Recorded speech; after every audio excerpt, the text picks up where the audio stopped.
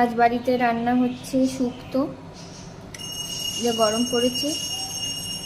শুক্তোর মধ্যে দেওয়া হয়েছে লাউ, পেঁপে, আলু, সব একই সমানভাবে কাটা হয়েছে। আর দিয়েছি একটু সজনে ডাঁটা,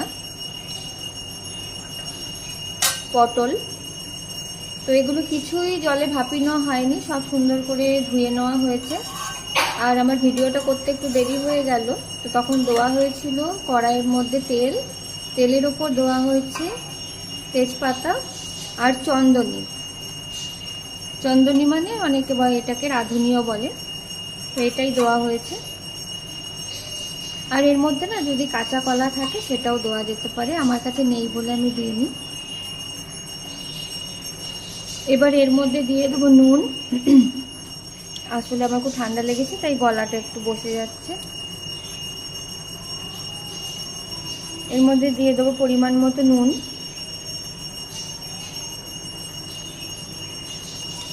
হলুদ সামান্য দিলেও দেওয়া যেতে পারে, আর যদি হলুদ না দেয় তো না দিলেও কিছু হবে না।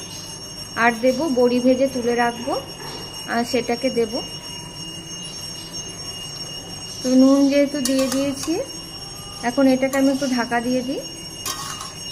ঢাকা দিয়ে আমি কমিয়ে দেব, তাহলে এই যে সবজিগুলো এগুলো একটু যে জলটা বেরোবে তাতেই সিদ্ধ হয়ে থাকবে।